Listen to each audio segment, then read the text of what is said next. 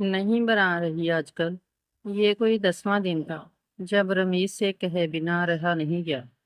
رمیز بھی کرن کی اس محبت کا عادی ہو چکا تھا۔ اسے حقیقتاً کرن کا یہ سب کرنا بہت اچھا لگتا تھا۔ یہ بھی حقیقت ہے کہ شروع میں اسے کچھ اعتراضات تھے، مگر کرن کی محبت، شوق اور خلوص دیکھ کر رمیز بھی بہت جلد اپنے مردانہ خول سے نکل آیا۔ کیوں بناؤں؟ کرن نے منہ بنا کر کہا۔ کیا مطلب کیوں بناؤں؟ اس لیے کہ تم بناتی ہو اور کچھ دنوں سے نہیں بنا رہی۔ ہاں، آپ تو چاہتے ہیں یہی ہیں کہ میں بس اسی کام میں لگی رہوں، ادھر ادھر کچھ دیکھ ہی نہ سکوں۔ کرن کا لہجہ بہت روکھا ہونے کے باوجود رمیز کو اس پر پیار اور اس کے لہجے پر ہنسی آئی۔ آپ کی ہنسی اس بات کا ثبوت ہے کہ آپ یہی چاہتے ہیں کہ میں دال، آٹا، سبزی، نمک، مرچ کے حساب میں الجھی رہوں، کچھ اور نہ سوچوں، نہ کرنے کی کوشش کروں، محکوموں کی طرح رہتی رہوں۔ کرن بولنے پر آئی تو نہ جانے کیا کیا بول گئی۔ محکوم، ہا ہا ہا۔ رمیز کو اس کی اس بات پر بھی پیار آیا۔ ارے پیاری بیوی محکوم نہیں، بیوی ملکہ ہوتی ہے۔ ملکہ گھر کی؟ رمیز نے کچھ ٹھہر کر جواب دیا۔ ملکہ نہیں، نوکرانی، جسے آپ جیسے مرد ملکہ کا خطاب دے کر ساری زندگی بہلاتے رہتے ہیں، اور ہم جیسی بیوقوف عورتیں بہلتی رہتی ہیں، اور بہت آخر میں پتہ چلتا ہے کہ وہ تو بیوقوف بنتی رہی ساری عمر۔ یہ کیا؟ رمیز غصہ ہوتے ہوتے کچھ سوچ کر خاموش ہو گیا۔ اس نے گہری نظروں سے کرن کی طرف دیکھا۔ اسے بہت کچھ سمجھ آ گیا تھا۔ اس نے دوبارہ بولنا شروع کیا۔ قدر دی، کرن تم شکر کرو، کتنی خوبصورت زندگی ہے۔ ملکہ اور شہزادی کی طرح ہر چیز گھر بیٹھے مل جاتی ہے تمہیں، صرف ایک اشارے پر، جیسے کوئی ملکہ کرتی ہے۔ کسی غلط فہمی میں تو آپ جیسے مرد اپنی بیویوں کو مبتلا کر کے رکھتے ہیں، ساری عمر اسی بہلاوے میں آ کر اسے گھر سے نکلنے نہیں دیتے۔ نہ وہ باشعور ہوگی، نہ ہی کوئی آواز اٹھائے گی، بس گھر میں گھٹ گھٹ کر مر جائے گی۔ کرن کی آواز روحان سی ہوئی۔ یہ بات نہیں ہے، یہ سب یہی بات ہے۔ اگر ایسی بات نہ ہو تو آپ مجھے ہر طرح کے اختیارات اور خود مختاری دیں، مجھ پر بھروسہ کرتے ہوئے مجھے ہر کام کرنے کی آزادی ہو۔ لیکن نہیں، آپ تو عورت کو آزادی نہیں دیں گے۔ آپ جیسے مرد یہ کام کر ہی نہیں سکتے۔ وہ بس اب رونے کے قریب تھی۔ رمیز کو بار بار اس کا آپ جیسے مرد کہنا بہت برا لگ رہا تھا اور اسے سخت غصہ آ رہا تھا، لیکن وہ اپنے آپ پر قابو رکھے ہوئے تھا۔ کیسی آزادی کرن؟ پہلے دن سے تمہیں ہر طرح کی آزادی دی ہے۔ میں نے کبھی تم پر کوئی پابندی نہیں لگائی۔ گھومو نہیں اکیلے، باہر نہ نکلو، بچوں کو لے کر سیدھا گھر آنا، بازار اکیلے نہ جاؤ، مجھے بتاؤ میں ساتھ چلوں گا۔ یہ سب پابندیاں نہیں ہیں تو اور کیا ہے؟ کرن، اس نے رمیز کی بات کاٹ کر اونچی آواز میں بولنا شروع کر دیا۔ رمیز کو بہت غصہ آیا۔ اس نے چیخ کر کرن کو ٹوکا۔ ہاں چیخیں، خوب چیخیں۔ آپ جیسے مردوں کے پاس ایک آخری ہتھیار یہی ہوتا ہے۔ چیخ کر، اونچا بول کر عورت کی آواز کو دبا دیا جائے، عورت کو صرف استعمال کیا جائے اپنے مقاصد کے لیے، نہ اسے اختیار دیا جائے، نہ آزادی۔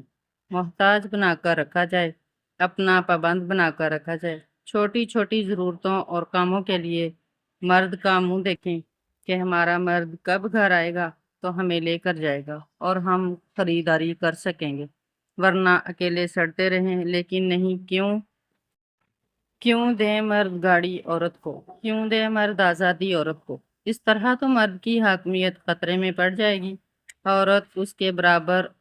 اور چپ کرو کرن، اب آگے ایک لفظ بھی نہ بولنا، اپنی آواز نیچی رکھو۔ بچے، رمیز نے سخت غصے سے کرن کو ٹوکنا چاہا۔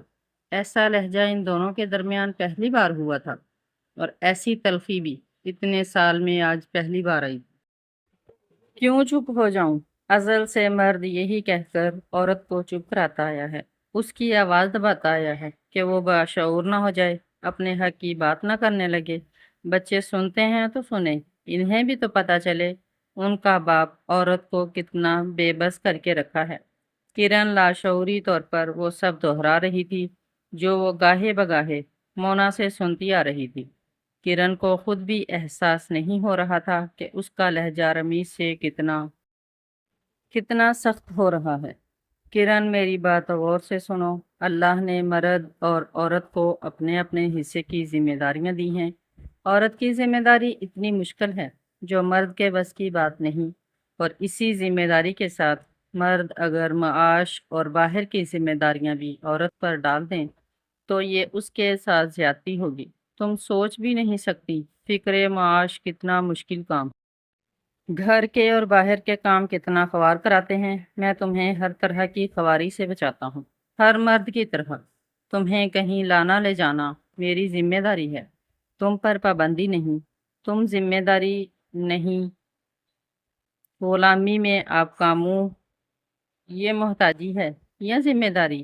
اگر محتاجی نہیں تو آپ ہی بری و ذمہ ہو جائیں، اس سے ذمہ داری ہے۔ اتنا کماتے ہیں آپ، اپر کلاس علاقے میں رہ رہے ہیں۔ مجھے ایک گاڑی خرید کر دیں، میں اپنی سہولت سے ہر کام کر سکوں، پابند ہو کر نہ بیٹھوں۔ آپ کی کرن نے تقریباً چیختے ہوئے رمیز کی بات کاٹی۔ او اچھا، تو یہ بات ہے، ٹھیک ہے، تم جیسا کہو گی میں کر دوں گا۔ لیکن کرن کے چہرے پر اطمینان اور خوشی کی لہر آئی تھی۔ رمیز نے تھوڑا رک کر دوبارہ بولنا شروع کیا، لیکن آئندہ تم اپنی سہیلی مونا سے نہیں ملو گی، اس سے دوستی ختم کر دو۔ اپنے گھر، یہ مونا کہاں سے آ گئی بیچ میں؟ وہ میری دوست ہے اور بہت اچھی ہے، میں اس سے دوستی ختم نہیں کروں گی۔ آپ ایسا ہی چاہتے ہیں کہ میں کسی سے میل جول نہ رکھوں، بس گھر کی چار دیواری میں گھٹتی رہوں، اور یہی آپ مردوں کی پالیسی ہوتی ہے۔ عورت کو کچھ دیتے بھی ہیں تو شرائط کے ساتھ، شرائط بھی ایسی لگاتے ہیں جو آپ لوگوں کو یقین ہوتا ہے کہ عورت پوری نہیں کر سکے گی، اور ٹیں ٹیں فیش آپ لوگوں کی سیاست کامیاب۔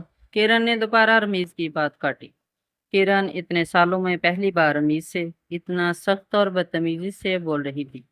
رمیز کرن کے دھیمے لہجے اور بے انتہا ادب اور عزت دینے کو دل ہی دل میں بہت سراہتے تھے۔ یہی تو المیہ ہے، ہم ایک دوسرے کی اچھی باتیں دل ہی دل میں سراہتے ہیں، خاص طور پر خونی رشتے اور میاں بیوی کے رشتے میں ہمیشہ زبان پر لانے میں ہچکچاتے ہیں۔ اگر زبان پر لا کر برملا اظہار کر دیں تو 100 مسائل حل ہو جائیں۔ بس بہت ہو گیا، میں اور بحث نہیں کرنا چاہتا، سونے جا رہا ہوں، تم بھی سو جاؤ، اور آئندہ خیال رہے کہ یہ لہجہ اختیار نہ ہو۔ مونا کی دوستی پر مجھے اعتراض ہے، اس سے میرا حکم سمجھو۔ نہیں مانوں گی میں جاؤں گی مونا کے گھر، ایک ہی تو میری دوست بنی ہے اتنے عرصے میں، اور آپ چاہتے ہیں میں اسے چھوڑ دوں؟ نہیں چھوڑ سکتی۔ کرن اب آنسوؤں سے رو رہی تھی۔ رمیز اپنے کمرے میں جا چکا تھا۔ اگلے دن کرن نے بہت مرے دل سے ناشتہ بنایا اور رمیز غصے میں تھا۔ بغیر ناشتہ کے آفس رمیز چلا گیا تھا۔ رمیز دیکھ چکے تھے کہ کرن نے صرف بچوں کا ناشتہ بنایا تھا۔ سب کے جانے کے بعد کرن پھیلے گھر میں بلا وجہ بہت دیر تک صوفے پر بیٹھی رہی۔ میرا مونا سے ملنے کا دل چاہ رہا تھا، وہ اپنا دل ہلکا کرنا چاہتی تھی۔ میں نے مونا کا نمبر ملایا، وقفے سے 2-3 بار ملایا، مگر فون نہیں اٹھایا گیا۔ گھر کے نمبر سے بھی کوئی جواب نہیں آ رہا تھا۔ گھر پر وہ ویسے بھی کم ہی ٹکتی تھی، بچوں کو اسکول چھوڑ کر پتہ نہیں کیا مشاغل اپنا رکھے تھے جن میں مصروف رہتی تھی۔ اس نے مرے دل سے کچن سمیٹا، وہ ساتھ ساتھ روتی رہی اور نہ جانے کیا کیا سوچتی رہی۔ آج بچوں نے اسکول سے شام تک آنا تھا۔ اسکول میں بچوں کی کچھ تعلیمی سرگرمیاں تھیں، مجھ سے وقت کاٹنا مشکل ہو رہا تھا۔ میں ملوں گی، ضرور ملوں گی، میں نے دل میں سوچا اور اپنا حلیہ درست کرنے لگی۔ ضد تو کرن کی شخصیت کا حصہ نہیں تھی، مگر نہ جانے کیوں آج میرا شدت سے دل چاہ رہا تھا رمیز سے ضد کروں، بیرونی دروازے کو تالا لگا کر میں مونا کے گھر کی طرف بڑھنے لگی۔ گو مجھے مونا کے اس وقت گھر پر ہونے کی امید کم ہی تھی، مگر میں نے جانے میں ہی بہتری سمجھی۔ مونا کے گھر کا بیرونی دروازہ ادھ کھلا اس بات کی گواہی دے رہا تھا کہ وہ گھر پر ہی ہوگی۔ بے کلفی کی عادت ہو چکی تھی۔ کرن گیٹ کھول کر اندر داخل ہوئی۔ اسے امید نہیں تھی کہ گیٹ کے بعد گھر کا مرکزی دروازہ بھی کھلا ملے گا۔ وہ مرکزی دروازے سے اندر داخل ہو کر لاؤنج تک جاتے ہوئے اسے آواز دینا مناسب سمجھا۔ مونا، میرا سر مت کھاؤ، اب پہلے ہی تم میری ساری زندگی عذاب بنا چکی ہو۔ کرن، مونا پکارتے ہوئے اس کی آواز گلے میں ہی دم توڑ گئی۔ اسے بیڈ روم سے مونا کے شوہر کی آواز آئی، عذاب؟ عذاب تو میری زندگی بن چکی ہے۔ سارا دن کسی گدھے کی طرح لگی رہتی ہوں۔ تم نے تو ہر ذمہ داری، ہر کام سے ہاتھ اٹھا لیا ہے۔ میں اکیلے